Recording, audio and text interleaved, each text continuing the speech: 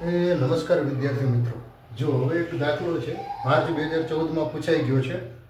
સંખ્યા છે કે વર્તુળનું ક્ષેત્રફળ અને પરિઘ સમાન છે, તો ત્રિજ્યા કેટલી થાય? થોડી વાર વિડીયો પોઝ કરી દો, જાતે ગણતરી ટ્રાય કરો, મારા જવાબ સાથે સરખાવો શું જવાબ આવે છે. જો હું ગણતરી કરું છું, બરાબર છે.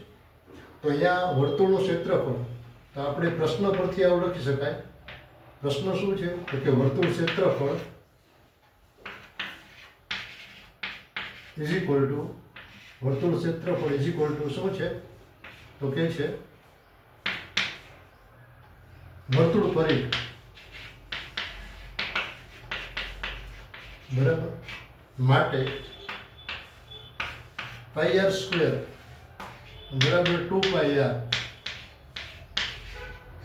માટે અહીંયા પાઈ આર ગુણ્યા આર બે વાર લખી શકાય, વર્ગ છે એટલા માટે, બરાબર છે. અને અહીંયા તો 2 પાઈ આર ફિક્સ જ છે.